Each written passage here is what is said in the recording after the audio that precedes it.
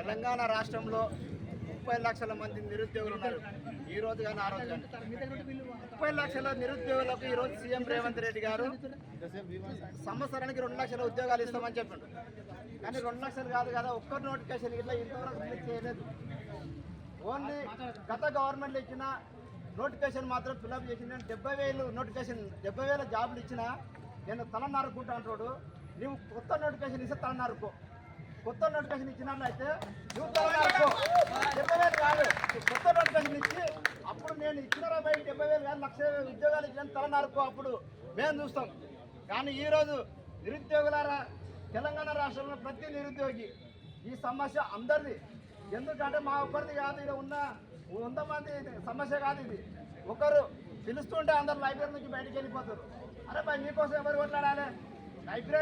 Library కానీ నిరుద్యోగులు ప్రతి ఒక్కరు నిలబడి ఆ రోజు మనం కాంగ్రెస్ గవర్నమెంట్ ఏ విధంగా అయితే 30 లక్షల మంది కొట్లాడి ఆ రోజు టీఆర్ఎస్ గవర్నమెంట్ పడగొట్టి ఈ రోజు మనం కాంగ్రెస్ గవర్నమెంట్ ఏ విధంగా తెచ్చుకున్నామో అదే గవర్నమెంట్ కోసం ఉద్యోగాలు రానందుకు అదే నిరుద్యోగులు ఈ రోజు ఎందుకు ముందుకు రావట్లేదు?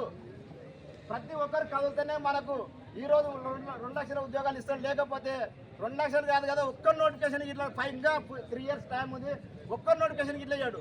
ఇదే విధంగా కాలయాపన చేస్తూ పోతాడు. ఓటీఆర్ అని కానీ ఇంకా ఏదో అని మాయమాటలు చెప్పి మాత్రమే కాలయాపన చేస్తాం. కానీ మీకు ఉద్యోగాలు ఇచ్చే ఆలోచన అయితే గవర్నమెంట్కు లేదు. ఎందుకంటే 70,000 నేను ఇచ్చినా అని బరాబర్ చెప్తున్నాడు. 70,000 ఇచ్చినా అంటే నేను ఉద్యోగాలు ఇయ్యను అంటున్నాడు. అంటే ఉద్యోగాలు నువ్వు ఎందుకు ఇవ్వవు? మీ ఏమన్నా తెలంగాణ ఇవ్వని జాగిరిది నిరుద్యోగులది. తెలంగాణలో ఉన్న ప్రతి నిరుద్యోగి జాగిరిది. ఎవడో ఇలా సీఎం అయినా సీఎం ఏ విధంగాను తెలంగాణ ప్రజలు ఓట్లేస్తే ఇలా సీఎం అయ్యి ప్రతి ఒక్కడు ఏ ముఖ్యమంత్రి చూసినా నిరుద్యోగులను రైతులను మాత్రమే ముంచుతున్నారు తప్ప మీ ఆస్తుల కోసం మీ పిల్లలకు ఉద్యోగాల కోసం మాత్రమే సీఎం రైతులు మంత్రులు రైతులు. ఆ రోజు చిక్కడపల్లి లైబ్రరీకి వచ్చిన ఒక్కొక్కరు ఎమ్మెల్సీలు అయ్యారు, ముఖ్యమంత్రి అయ్యాడు.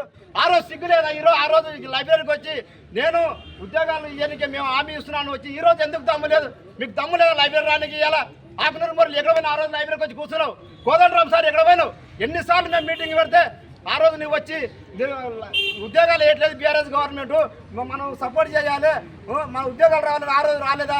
లైబ్రరీ చైర్మన్ రియాజ్ సార్ ఎక్కడ పోయిండు? లైబ్రరీ చైర్మన్ కనీసం ఈ లైబ్రరీ రాడు, సెంట్రల్ లైబ్రరీకి పోతాడు. సిటీ సెంట్రల్ లైబ్రరీ నువ్వు ఎందుకు రావు? నీకు దమ్ము లేదా? ఆ రోజు 100 సార్లు వచ్చినాడు, బరాబర్ చెప్తున్నావు. 100 సార్లు వచ్చిన ఈ రోజు దమ్ముంటే లైబ్రరీ రా వచ్చి ముఖ్యమంత్రి సీఎం ముఖ్యమంత్రి గారు అశోక్ నగర్కి వచ్చినావు. అశోక్ నగర్కి వచ్చి షాపింగ్ మాల్ ఓపెన్ చేయరు. ఈడ ఎంత దూరం ఉంది చిక్కడపల్లి లైబ్రరీ? ఆ రోజు చిక్కడపల్లి లైబ్రరీ విద్యార్థులు కానీ ఉస్మాన్ యూనివర్సిటీ విద్యార్థులు కానీ లేదు నువ్వు ఎక్కడ సీఎం అయినా ఈరోజు బరాబర్ చెప్తున్నా. నిరుద్యోగులు ఆ రోజు పోరాడినందుకే స్ప్రెడ్ అయ్యి పబ్లిక్లో పోయి తల్లిదండ్రులు కానీ అందరూ కానీ ఓట్లు వేసి నిన్ను గెలిపించుకున్నారు. ఈరోజు నువ్వు కంపల్సరీ నిరుద్యోగులతో మీటింగ్ పెట్టాలి, చిక్కడపల్లి లైబ్రరీకి రావాలి. నువ్వు కంపల్సరీ వచ్చి మా సమస్యలు తెలుసుకో. నాకు తెలుసా? తెలియదు నీకు తెలియదని నేను చెప్తున్నా, బరాబర్ చెప్తున్నా. నీకు సీఎం అయినా కానీ నీకు మాత్రం ఇలాంటి సమస్యలు తెలియదు. నిరుద్యోగుల సమస్య తెలిసిన ప్రతి ముఖ్యమంత్రి కానీ ఎమ్మెల్సీలు కానీ మంత్రులు కానీ ఎమ్మెల్యేలు కానీ వీళ్ళందరూ సోయి లేని అని చెప్తున్నా. కానీ ఓన్లీ వాడుకొని ఈరోజు పదవులు పొందినారు. కానీ ఈరోజు ఎవరికి నిరుద్యోగులకు అన్యాయం చేస్తారు. నిరుద్యోగులారా ముందే చెప్తున్నా, తెలంగాణ నిరుద్యోగులారా, తెలంగాణ తెచ్చుకున్నాం మనం.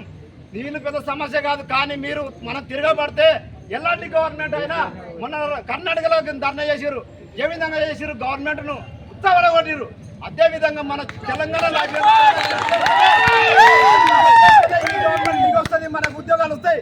కానీ ఇంట్లో కూర్చుంటే ఇంకా 40 ఏళ్ళు వచ్చిన మనకు ఉద్యోగాలు రావు. 40 ఏళ్ళు ఉద్యోగాలు రాకపోతే కనీసం పెళ్లి దగ్గర పిల్లనిచ్చారు. ప్రతి తల్లిదండ్రులు ఏం జాబ్ చేస్తున్నారు అన్నాడు.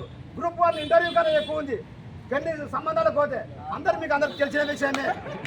కాబట్టి దయచేసి ప్రతి ఒక్కరు నిరుద్యోగులందరూ దయచేసి ప్రతి ఒక్కరు సపోర్ట్ చేయండి. ఎవరి కోసం కాదు కొట్లాడేది, ప్రతి అందరికీ సమస్య ఇది. కాబట్టి ప్రతి ఒక్కరు వస్తే మనం ఏదైనా సాధించుకోగలుగుతాం అనేది ఈ విధంగా తెలంగాణ గవర్నమెంట్ ఒకవేళ ఉద్యోగాలు ఇట్లా ఇవ్వలేకపోతే మాత్రం మేము రాష్ట్రం దిగ్బంధం చేస్తాం, ఏదైనా చేయగలుగుతాం. మీకు ఖచ్చితంగా మీరు అనుకుంటున్న మా పవర్ ఏందో మేము చూపిస్తామని బరాబర్ చెప్తున్నాం. మా పవర్ ఏందో మేము చూపిస్తాం.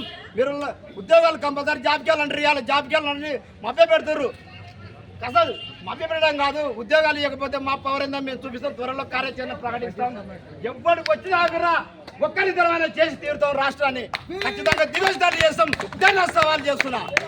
జై తెలంగాణ, జై తెలంగాణ, ఉద్యోగుల ఐక్యత, ఉద్యోగుల ఐక్యత.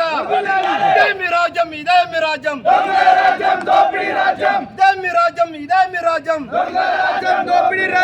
2 లక్షల ఉద్యోగాలు వెంటనే